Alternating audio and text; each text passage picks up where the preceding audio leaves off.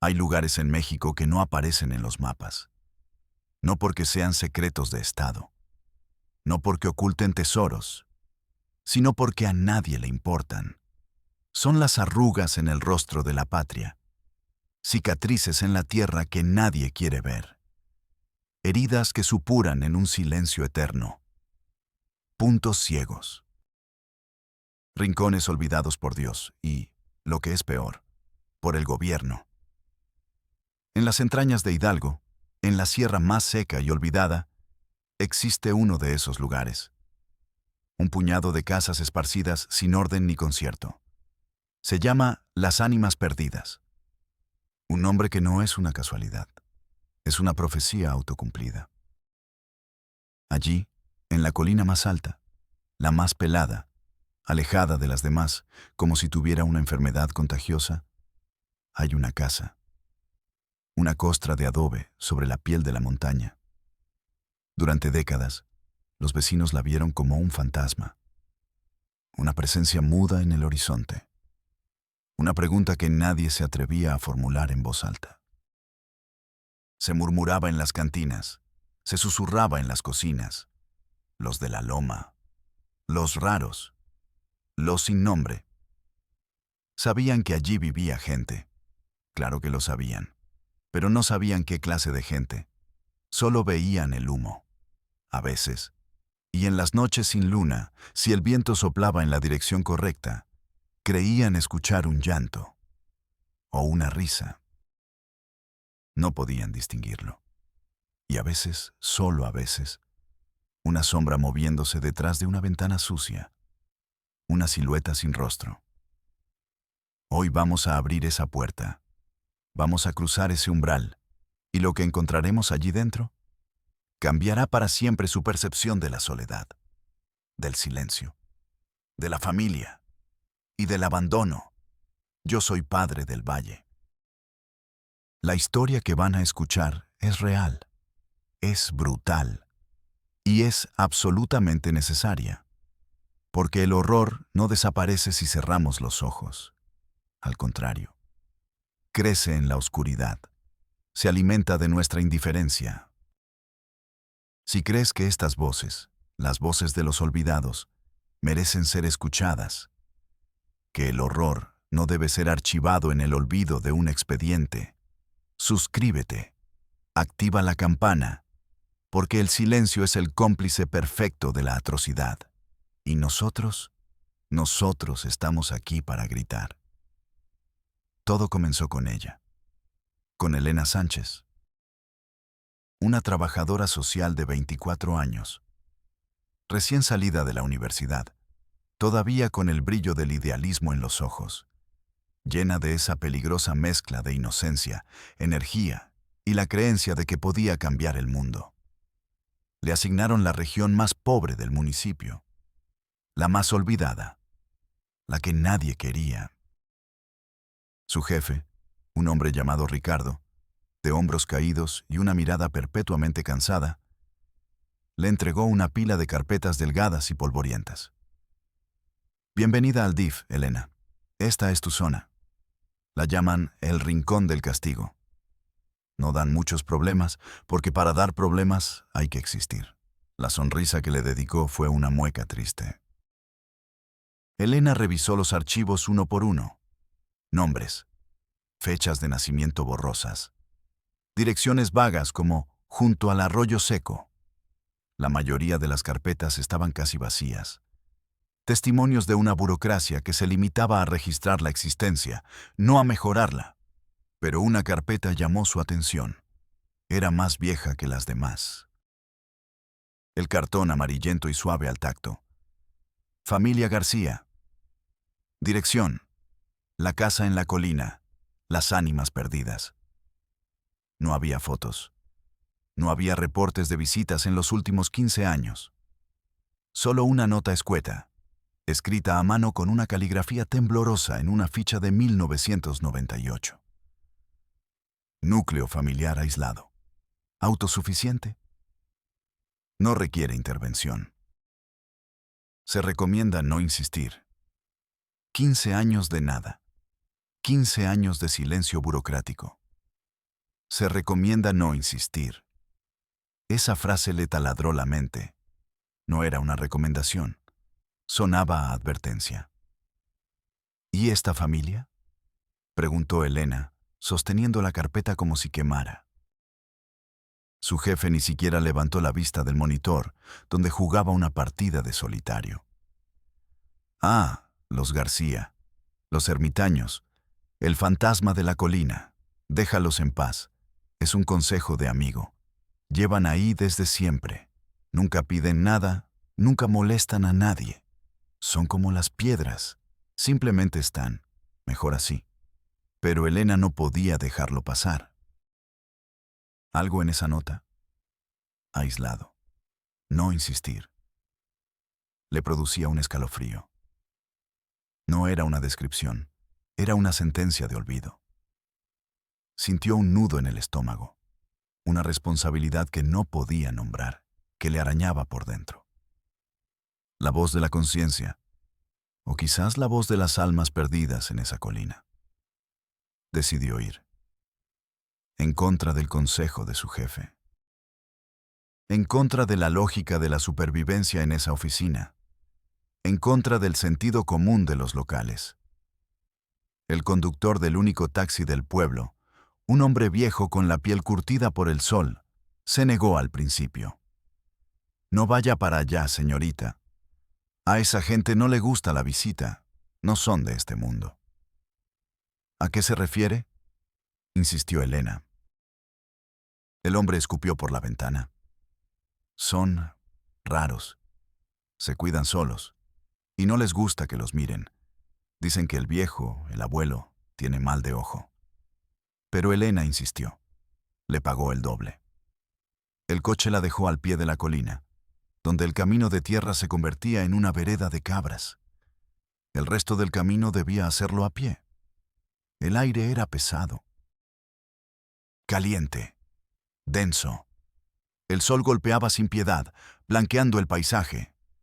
Con cada paso hacia arriba, el ruido del mundo se quedaba atrás. El motor del taxi se desvaneció.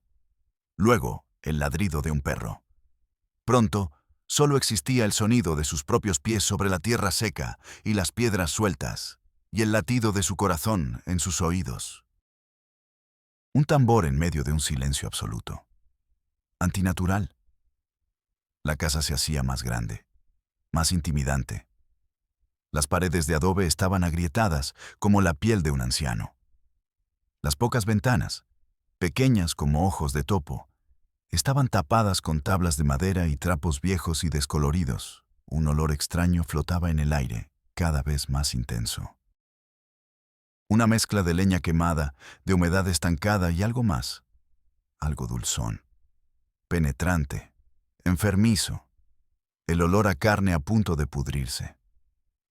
Llegó a la puerta. Una plancha de madera podrida que apenas se sostenía en sus goznes oxidados. Dudó. Sintió un impulso primario de dar media vuelta. De correr colina abajo y olvidar esa carpeta, esa colina, ese olor. Pero pensó en la nota. Aislado. Pensó en la advertencia del taxista. Pensó en la indiferencia de su jefe. El olvido era una conspiración. Respiró hondo. El aire le quemó los pulmones. Y tocó. 3 golpes secos. El sonido fue absorbido por la madera, por el silencio. Como si nunca hubiera existido. Esperó. El sudor le corría por la nuca. 1 minuto. 2. Nada. Absolutamente nada. Estaba a punto de irse, de aceptar la derrota, cuando escuchó un ruido. Un raspado. Lento. Metálico. El chirrido de un cerrojo oxidado que se corre desde dentro, con un esfuerzo infinito. La puerta se abrió. Solo una rendija. Y en esa oscuridad, un par de ojos. Enormes. Pálidos. Vacíos. Pertenecían a una niña o a una mujer. Quizás tenía 10 años. Quizás 15. Era imposible saberlo. Su piel era casi translúcida, de un blanco enfermizo. Su cabello, una maraña pálida y sin vida, le caía sobre la cara. No dijo nada, solo miraba, con una fijeza que no era curiosidad. No era hostilidad, era otra cosa, algo que Elena nunca había visto. Era la ausencia total de expresión. «Hola», dijo Elena, y su propia voz le sonó extraña, frágil. «Soy del DF, del gobierno. Vengo a ver cómo están, a ver si necesitan algo». La niña no parpadeó. El silencio se estiró pesado, denso. Elena sintió un sudor frío recorrer su espalda, a pesar del calor abrasador. «¿Puedo pasar? Solo será un momento». La niña no se movió, pero la puerta se abrió un poco más, como si una fuerza invisible la empujara desde el interior. Era una invitación, o una trampa. Elena dio un paso adelante y entró. La oscuridad la devoró. El olor la golpeó con la fuerza de un puño en la cara. Era insoportable. Un miasma de miseria fermentada, de cuerpos sin lavar, de excremento seco, de enfermedad y de algo más profundo, más antiguo. El olor de la desesperanza convertida en materia. Sus ojos tardaron una eternidad en acostumbrarse. La única luz venía de la rendija de la puerta y de finos rayos que se colaban por las grietas del techo de lámina y adobe. Poco a poco, las formas emergieron de las sombras. Estaba en una sola habitación, grande, cavernosa. El suelo era de tierra apisonada, irregular y húmeda en algunas zonas. En un rincón, un fuego agonizaba en un fogón de piedra, emitiendo más humo que calor. Y en las paredes había gente, figuras sentadas en el suelo, apoyadas contra el adobe frío, inmóviles, silenciosas, como estatuas de cera en un museo macabro. Eran niños, o lo que parecían ser niños, de diferentes edades. Todos con la misma piel pálida, casi luminiscente en la penumbra. El mismo cabello lacio y descolorido. Los mismos ojos grandes, desmesuradamente grandes y vacíos. La miraban. Sin curiosidad, sin miedo, sin nada. Como si estuvieran viendo a través de ella, a un punto lejano en la pared de atrás. Elena sintió que el aire no le llegaba a los pulmones. El diafragma se le paralizó. Quería gritar, pero el sonido se atoró en su garganta. Un nudo de hielo. Contó. 1, 2, 3, 6 niños, o 7. Las sombras engañaban. Y luego la vio a ella. Una mujer, sentada en un petate raído, en el centro de la habitación. Podría tener 30 años. O 50. O 100. Su rostro era una máscara de agotamiento absoluto. Tenía los mismos rasgos que la niña de la puerta. Que todos los niños. Sostenía en brazos a un bebé que no lloraba, que no se movía. Solo miraba al techo con los ojos muy abiertos. Y al fondo, en la penumbra más densa, sentado en una silla de madera tosca, como un rey en su trono de miseria. Un hombre, viejo, con una barba blanca y sucia que le llegaba al pecho. Sus ojos, pequeños y brillantes como pedazos de obsidiana, estaban fijos en Elena. Él era el centro de esa galaxia de silencio. El sol negro alrededor del cual orbitaba todo ese horror mudo. Nadie hablaba. El único sonido era el crepitar débil del fuego y el zumbido de las moscas. Un zumbido perezoso, confiado. Elena dio un paso. El suelo crujió bajo su zapato. Luego otro. Su mente corría a 1000 por hora, tratando de procesar, de encontrar una explicación lógica. Una comuna, una secta, refugiados. Pero la verdad estaba ahí, frente a ella, en los rostros de los niños, en la forma idéntica de sus mandíbulas, en la curva de sus cejas, en la inquietante, monstruosa familiaridad que los unía a todos, a la niña de la puerta, a la mujer del petate, a los niños en el suelo y al viejo del trono. Eran ecos de un mismo rostro, fotocopias gastadas, deformados por el tiempo y la repetición. 3 generaciones, en una misma habitación Y entonces lo comprendió. La comprensión no fue un pensamiento, fue una náusea, un golpe helado en el centro del estómago que le robó el aliento. La mujer del petate no era la madre de los niños, era su madre. Y su hermana mayor, la niña de la puerta, no era la hija de la mujer, era su hija, y su nieta, y su sobrina, y el hombre del trono. Él era el padre, el abuelo, y el origen de todo, el único semental en ese rebaño humano. Elena se llevó una mano a la boca para reprimir un grito que le desgarraba la garganta. Sintió el sabor metálico del pánico en su lengua. Las paredes de adobe parecían encogerse, respirar, acercarse para aplastarla. El olor se intensificaba, se le pegaba a la piel, al cabello, se le metía dentro. Quería huir, salir corriendo de esa casa y no mirar atrás nunca más. Pero entonces sus ojos se encontraron con los de uno de los niños. Un niño de unos 7 años, acurrucado en un rincón. Tenía una deformidad física evidente, una mano torcida, con solo 3 dedos fusionados, y la miraba. Pero en sus ojos, a diferencia de los otros, Elena no vio vacío. Vio una chispa, una luz diminuta en un océano de oscuridad. Una pregunta silenciosa, una súplica. Y en ese instante, el miedo de Elena se evaporó y fue reemplazado por algo mucho más poderoso.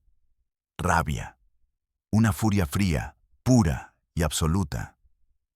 Esto no era un núcleo familiar aislado, esto era un infierno, un campo de concentración privado, un infierno creado por un hombre y tolerado por el silencio de todos los demás. La música se vuelve más melancólica, una simple y desoladora melodía de piano. ¿Cómo empieza algo así? ¿Cómo se planta la semilla de semejante horror? El mal rara vez es un trueno que parte el cielo. Casi siempre es un susurro, una gota de veneno que cae día tras día en el mismo lugar, hasta que perfora la piedra. Ramiro García no nació siendo un monstruo. Nació en la pobreza, en el aislamiento, en el desprecio. Heredó esa tierra árida y esa casa en ruinas de su padre, un hombre igual de silencioso y huraño. Y con ellas, heredó el silencio, la desconfianza, el resentimiento hacia el mundo de abajo. Su esposa, una mujer traída de otro pueblo, murió joven. Una fiebre, una infección postparto. Nadie supo. Nadie preguntó. Los del pueblo simplemente notaron que ya no la veían. Ramiro se quedó solo, con una hija adolescente, Margarita. El mundo de afuera, el pueblo, era para él un enemigo, un lugar de burlas por su pobreza, de desprecio por su apellido. Así que cerró la puerta, literalmente. Y poco a poco, cerró su mente. En la soledad absoluta de esa colina, la lógica se retorció como un árbol enfermo. La moralidad se desvaneció, se convirtió en un lujo que no podía permitirse. La necesidad y el deseo se convirtieron en justificación. Le dijo a Margarita que ellos eran especiales, puros, que el mundo de afuera era pecado, suciedad y maldad, que Dios los había puesto allí, juntos, para sobrevivir, para preservar su sangre limpia. Él era su protector, su maestro, su ley, su Dios. Margarita, una niña atrapada en el cuerpo de una mujer que no había conocido nada más que esa colina y el miedo a su padre. No tenía a nadie más. Su padre era su único universo, y en ese universo cerrado y asfixiante, el abuso no tenía nombre. No existía la palabra violación. Era simplemente la vida, el deber, la supervivencia. El primer hijo nació en silencio, sin partera, sin ayuda, sin registro. Un secreto más, guardado entre las paredes de adobe. Un niño que era su hijo y su nieto. Y después, otro. Y otro. El incesto se convirtió en la norma. La aberración se volvió tradición familiar. La locura se volvió la única lógica.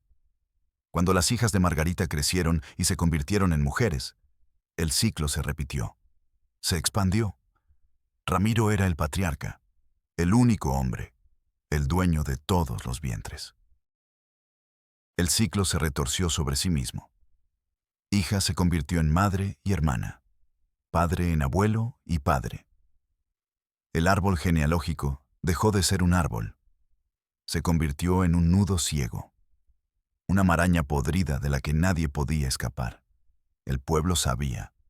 En el fondo, claro que sabían. No los detalles sórdidos, no el horror íntimo y cotidiano, pero veían, oían, intuían.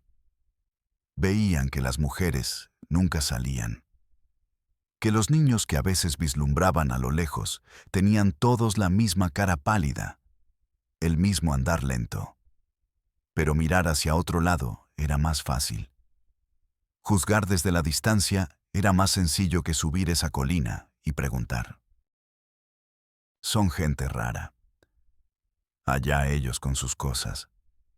Mientras no molesten. El silencio del pueblo fue el muro invisible que protegió el infierno de Ramiro durante décadas. Cada año de indiferencia era un ladrillo más en esa prisión de carne y hueso. La música se detiene bruscamente. Volvemos al sonido de la oficina, del ventilador perezoso. Elena salió de la casa tropezando, como si escapara de un edificio en llamas. El sol la cegó. El aire fresco le pareció irreal, artificial. Se dobló en dos y vomitó al pie de la colina. Vomitó hasta que solo le quedaron arcadas secas y dolorosas. Pero no podía vomitar las imágenes. Los ojos vacíos, la mano deforme, la quietud del bebé, el olor, ese olor que se le había pegado al alma. Llegó a la oficina del DIF como un huracán de polvo y desesperación. Pálida, temblando, con la ropa impregnada de ese hedor a miseria. Irrumpió en el despacho de su jefe, Ricardo, sin tocar. Tenemos que hacer algo. Ahora mismo. Su voz era un grito ahogado, roto.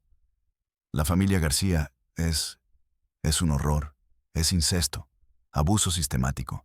Hay niños. Dios mío, los niños están mal. No sé ni cómo describirlo. Su jefe la miró, no con sorpresa, no con horror, con fastidio, con un cansancio infinito. Suspiró, un sonido largo y pesado. Se reclinó en su silla, que chirrió en señal de protesta. Un sonido que a Elena le pareció una burla. Cálmate, Elena. Siéntate. Respira. No me voy a calmar. ¿No me escuchó? Dije que es una emergencia. Hay que sacarlos de ahí. Te escuché perfectamente, dijo él con una calma exasperante. Y te dije que no te metieras. Esa gente siempre ha vivido así. Es su ecosistema, su cultura, por decirlo de algún modo. Elena lo miró, incrédula. La palabra cultura le sonó a blasfemia. ¿Cultura? ¿Llama cultura a 3 generaciones de violaciones sistemáticas? ¿A niños naciendo con deformidades severas por la endogamia? ¿Eso es cultura? El hombre se encogió de hombros, un gesto de impotencia ensayada. Mira, Elena, eres nueva. Crees que puedes cambiar el mundo con un informe. Pero aquí las cosas son más complicadas. Si intervenimos, ¿qué hacemos con ellos? ¿A dónde los llevamos? Son salvajes. Los niños no saben hablar español, solo gruñen.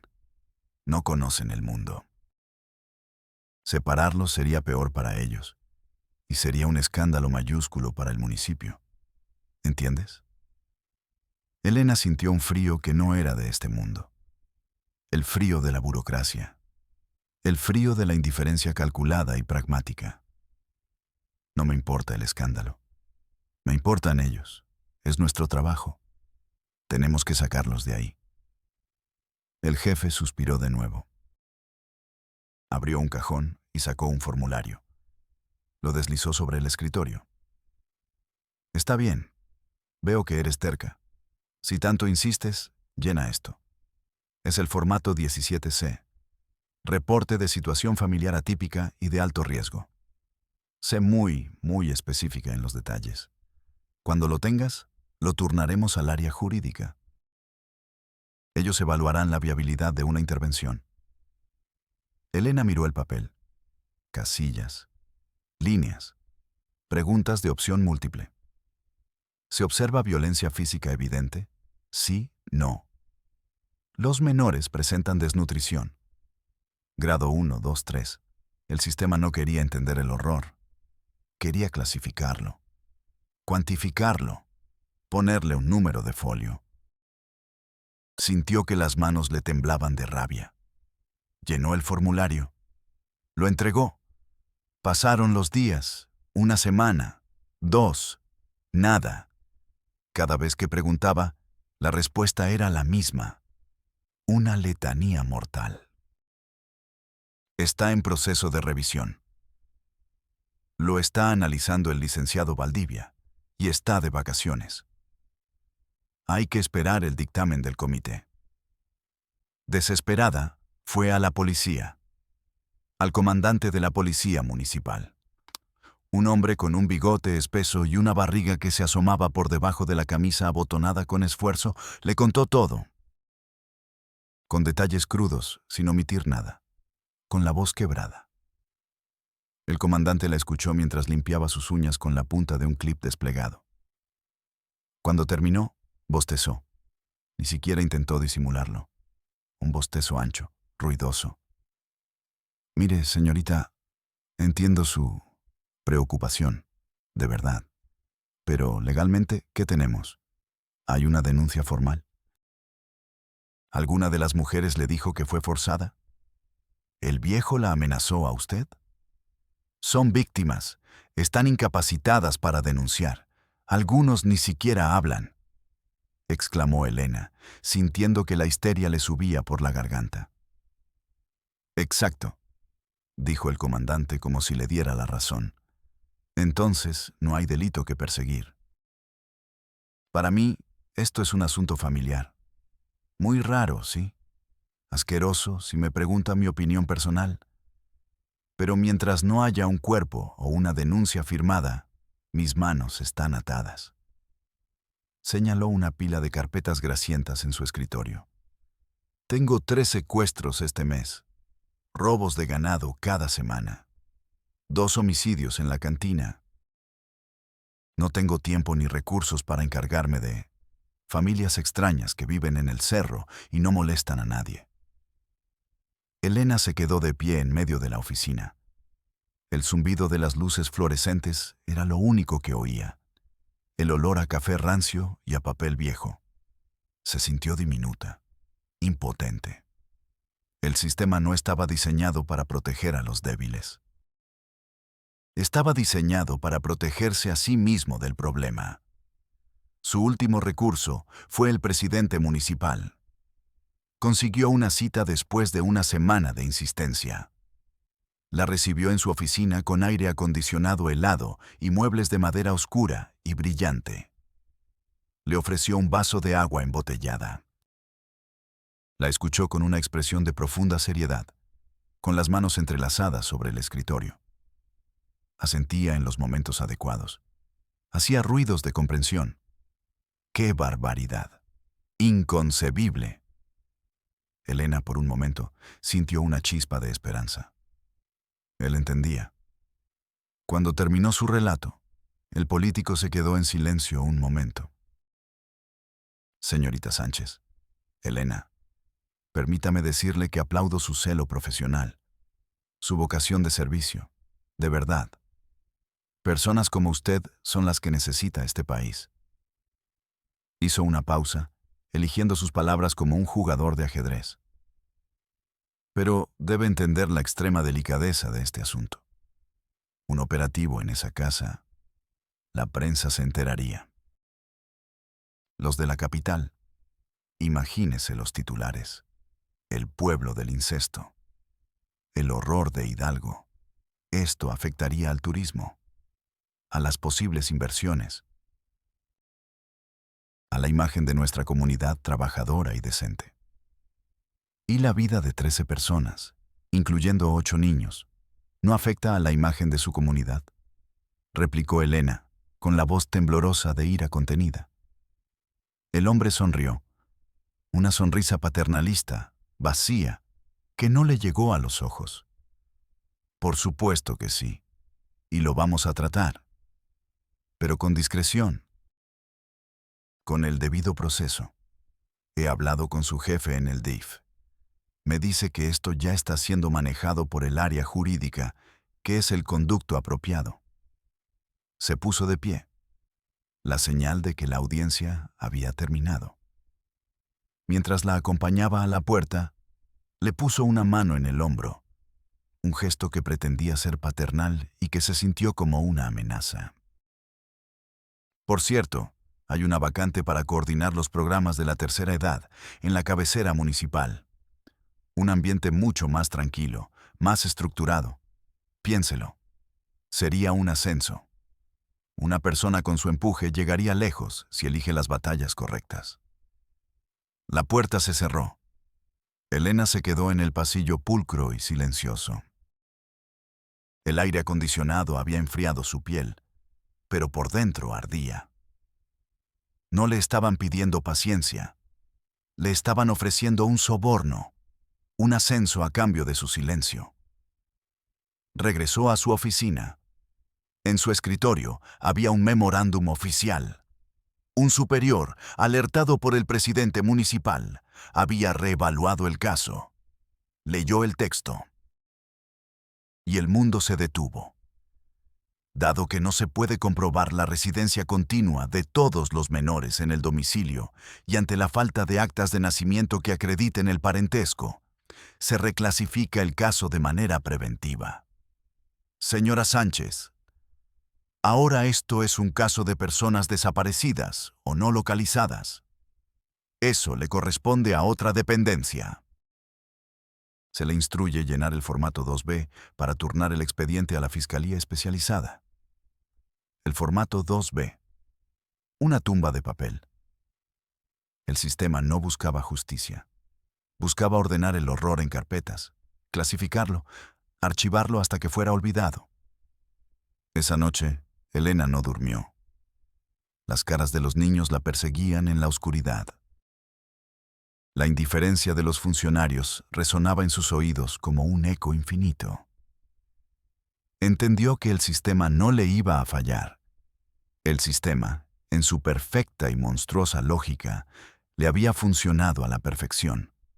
Decidió romperlo. La música vuelve, tensa y dramática, como un pulso acelerado. Elena hizo algo que le costaría su trabajo y su tranquilidad. Contactó a un periodista, no a uno de los grandes medios, sino a uno de esos reporteros de nota roja de un portal de internet amarillista. Un hombre curtido y cínico, llamado Fuentes. Al principio, Fuentes no le creyó. Pensó que era una loca o una ex empleada resentida, pero había algo en la desesperación pura de su voz. «Te doy 1 hora», le dijo. «Si es mentira, publico tu nombre y te acuso de falsa alarma». Subieron juntos la colina en el coche destartalado del periodista. Fuentes vio la casa, olió el aire. Vio a la niña de la puerta, que se asomó como un animal asustado, y todo su cinismo se hizo polvo. Sacó su cámara. La historia explotó. No fue una noticia. Fue una bomba nuclear. Fue un escándalo nacional, internacional. Ahora sí, las autoridades se movilizaron. No por justicia, por vergüenza, por la presión mediática insoportable. El pueblo de las ánimas perdidas se llenó de coches que nunca había visto. Patrullas estatales, federales, ambulancias, unidades móviles de televisión. El infierno silencioso de la familia García se convirtió en un circo ruidoso y grotesco. Sacaron a la familia de la casa a la fuerza. Los niños parpadeaban bajo el sol, aterrorizados por el ruido, por las caras extrañas, por las luces de las cámaras. Algunos gritaban, sonidos guturales, inhumanos. Ramiro fue arrestado. No se resistió. Solo miraba todo con sus ojos de obsidiana, sin comprender. Margarita y sus hijas mayores, en estado catatónico, fueron sedadas y enviadas a un hospital psiquiátrico. Los niños más pequeños, a un orfanato del DIF. Parecía una victoria, un rescate, el bien triunfando sobre el mal. Pero la realidad, como siempre, es más cruel y más compleja. Ramiro murió en la cárcel a los pocos meses, de un infarto. O de silencio. Nunca habló. Margarita nunca volvió a pronunciar una palabra coherente. Pasa los días meciéndose en una silla, mirando una pared en blanco en el patio del psiquiátrico. ¿Y los niños? Los niños fueron salvados. Pero estaban rotos, irremediablemente rotos. El mundo exterior era para ellos un lugar incomprensible y aterrador. No sabían usar un cubierto. No entendían el dinero. El lenguaje era un código extraño. Estaban acostumbrados al silencio, a la penumbra, al olor familiar, a una única ley, la de su padre y abuelo. Los separaron, por su propio bien, dijeron los expertos. Cada uno a una institución diferente. Los psicólogos lo intentaron. Los terapeutas lo intentaron. Pero era como tratar de enseñarle a un pez a respirar en la tierra. Eran un ecosistema en sí mismos, y habían sido destruidos. Estaban salvados, pero estaban perdidos para siempre en un mundo que no los quería y no los entendía. La última vez que Elena supo de ellos fue a través de un informe interno que consiguió de forma extraoficial. Un informe que nunca debió leer. Hablaba de Javier, el niño de la mano deforme, el que le había suplicado con la mirada. Estaba en un centro para niños con necesidades especiales severas. El informe decía que no progresaba, que rechazaba el contacto humano, que pasaba horas enteras de pie frente a una ventana, mirando hacia afuera, hacia las colinas, sin ver nada, y trazaba con su dedo patrones invisibles sobre el cristal, patrones que nadie entendía. Los psicólogos especulaban. Quizás dibujaba la colina, la casa, el único mundo que conoció. Quizás, en su mente destrozada, solo intentaba volver a casa. El sistema no los sanó. Simplemente los encerró en jaulas más limpias, más ordenadas, más aceptables para la conciencia pública. La casa en la colina está vacía ahora. Las paredes se están cayendo. La puerta podrida se la llevó el viento. Pero el horror sigue ahí.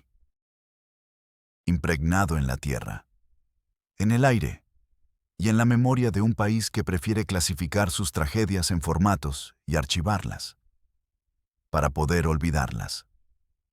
La pregunta final no es cómo pudo pasar algo así. La pregunta es cuántas colinas como esa existen ahora mismo, mientras usted ve este video. ¿Cuántas puertas cerradas? ¿Cuántos silencios cómplices? ¿Cuántos formatos 2B esperando a ser llenados para que nadie haga nada? Soy Padre del Valle.